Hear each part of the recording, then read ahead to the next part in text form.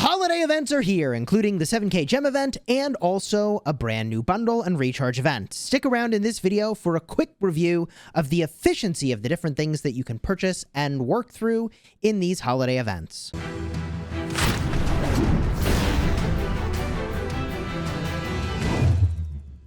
Hello my friends and welcome back. I'm Chisgule Gaming and I've got over 1,600 dedicated videos for Rise of Kingdoms, so if you like Rise of Kingdoms content, consider subscribing and throwing a like on the video. Let's get started with the value of the Fiery Pact bundle, which I would say is really good if what you want is speed ups, although the gold keys and the event item are fine but not amazing.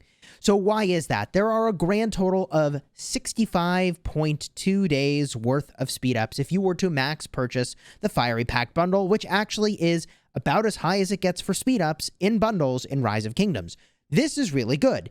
It's just that for late game accounts, the gold keys are not so amazing, and these flower items over here, if you are even moderately active in the event, some of them will be helpful, but the majority of them you won't actually need, and they convert into a tiny amount of resources. So the less attractive aspect of these flowers and also the gold keys is offset by the higher volume of speed ups, and in general, it's better than any of the other super value bundles that are available now. And if you watched my recent spending guide, you heard me talk about how the recharge rewards is one tier of spender in the game, where every time one of these events shows up, you do get extra value for spending if you go and you pick up the recharge rewards. Now, personally, I think the highest value way to go and work on your recharge rewards is to make your way to the supply depot and to pick up things like the 30-day gem supply, the speed up supply, and the material supply, as well as the daily special offer. These are extremely high value, and also you know that you can go into the super value bundles and get a small amount of passports for a small amount of money. I think it's really nice if you're spending in the game to have some of these on hand. You never know when you need to migrate, and the cheapest way you can get them is from here. With that said, the recharge rewards can pick up another 30 legendary commander sculptures as long as you spread out your spending over the course of 5 different days. Day 4 and Day 5 are where you can get the most of those legendary commander sculptures, 20 in total for the final 2 days. Which brings us to the main event, which is going to be right over here, baby, the 7K gem event. You know this is good, and I'll caution you to consider waiting. It's possible that a More Than Gems event could show up, although I'll say, based on the events I have in my kingdoms, it feels a little unlikely. We already have a Holy Knight's Treasure here, so the sort of hack that players have used in the past is that you don't actually have to spend your 7K gems over here until you get toward the end of the event. Then you can pop it. So you still get all the rewards for the things you've already unlocked. And if a More Than Gems event does happen to show up in the middle of that, which has happened in the past, then you get the advantage of 7K gems spent and even more gold heads in the More Than Gems event. But all that to say, you're going to collect festive paper. You're going to smash it out over here.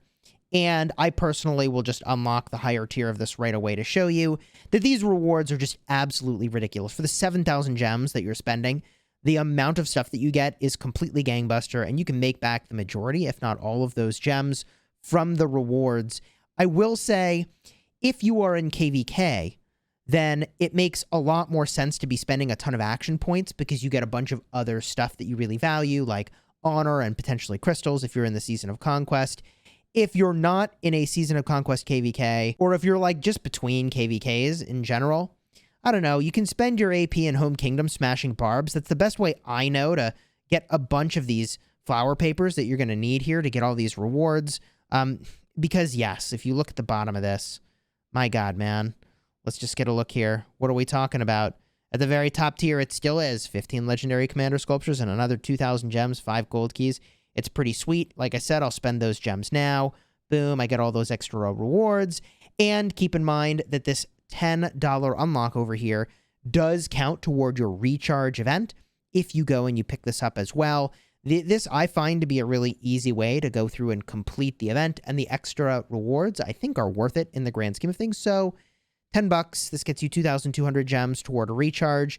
Keep that in mind and do that kind of spread out if you're going to pick this up so you can capitalize on the recharge rewards. If you did spend the 7,000 gems at level 15, you get a epic theme choice chest. Your 3 choices here are the Gingerbread's House, Cupid's Arrow, or the Fireworks City, all of which are infantry themes, and the Gingerbread House, if you don't have it, is the best of those themes for infantry. You can also get some amount of festive boxes, which will have flower papers contained within them by gathering on the map, in addition to barbarians and collecting in your city. So, yeah, I mean, keep your gatherers out, but you don't really get that many from doing map collection. You used to be able to gather small amounts of resources and get a lot of these, but that hasn't worked for a while now. If you have any hacks for getting just a ridiculous amount of these, besides, I guess, AoE barb farming, please let me know down below in the comments how you can grind out a ton of these festive boxes. The only other thing, as I mentioned, is spending AP, maybe AoE barb farming, but all of that feels really tedious and time-consuming, and hopefully you can wait to align that with other events that reward you for smashing barbarians. For example, there is an event over here that on day 2, there's going to be a reward for smashing 300 barbarians. So just keep that in mind. Day 3, there will be a reward for rallying barbarian forts. So if you're about to spend a ton of AP, consider waiting at least one more day. And also, there may be diminishing returns on some of the drops that you get from barbarians for this event. So you may want to spread out your action point spending if you're going to grind a bunch of barbs across all the different days of this event, so that if there is diminishing returns, and again, please do leave a comment if that's the case, you don't get really capped out at the end when you need just a small amount more of these to hit the next level. And as you get toward the end of this event, by the way, you should be looking at the amount of flower papers you have, and if you're very close to another level, in that case, you almost certainly should grind out a few barbs to get that next level unlocked. The final event that we can talk about today is the Ceroli Assault. This is extremely easy. You go here, you're going to smash quick to match up with just like a random group. It doesn't even matter. And you just zerg down this boss. Everybody should go DPS. It's like easy win. And then you'll take the tickets that you get from that, go to the redeem section, and collect some rewards. I mean, this is just some easy to obtain free stuff, including more of the flower paper right over here. And keep in mind that you do have a limited number of attempts that you can do. That's listed in the upper right with the Ceroli horns. This recharges over time very slowly. So the second that you see this event is here, you want to spend these down. As you can see, I've already done that, so that you can start to recharge the Ceroli horns. They start capped out 100 out of 100. So on every account you're playing, jam out one of these real quick and then double back and get a bunch of them done. You'll have more than enough time, by the way, to make your way through the premium prize boxes in this event. Once these premium prize boxes run out, you get the weaker prize boxes, but all the rewards are still actually really great. So burn down those horns. It's very easy to zerg this thing and collect your free loot. Much later in the week, we'll have the Race Against Time. So that is another event where you're going to be smashing a bunch of barbarians anyways. This is where you try to get as many barbarians knocked down as you can in a short window of time. So that'll give you some really solid progress toward your 7k gem event. I actually like that they've chosen Race Against Time to align with the 7k gem event, because there is obvious synergy there with smashing a bunch of barbarians. For those that wanted just a little bit more explanation on the city themes, here's the Fireworks City, +5 infantry attack and -5 cavalry attack. This is fine, but not as good as the Gingerbread House, as I described. +5 infantry health at the cost of archer attack is just amazing. This is where you want to be.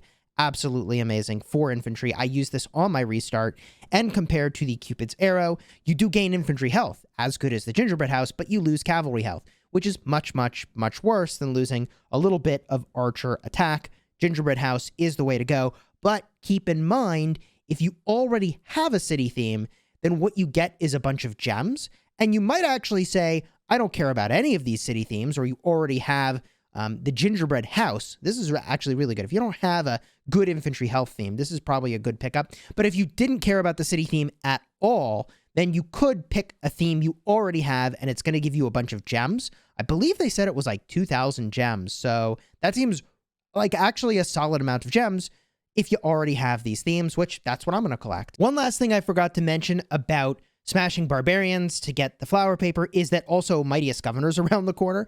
So you can actually overlap Mightiest Governor Barbarian Day and Race Against Time, or do them on separate days if you're going to be smashing a bunch of barbarians anyways. So there is really good event overlap coming up to get a bunch of flower papers above and beyond what you would have gotten by smashing some barbs. So you don't have to spend all your AP, but some amount of AP is almost certainly going to be worth it to overlap with some of these other events. If you enjoyed the video, do me a huge favor, throw a like on here and consider subscribing.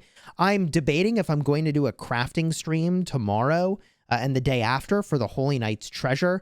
I don't actually need any of the accessories that are in here and the weapons, which is a little bit of a bummer, but maybe I'll do some of this event anyways and go refine some KVK legendaries. I've got the cavalry KVK weapon to refine and the cavalry KVK helmet, which that's going to be a hell of a stream. Maybe we'll do that tomorrow. Maybe we'll do that the day after. Still deciding when I want to do that. So leave a comment down below. Let me know what you want to do. And until next time, you have fun smashing the kingdom.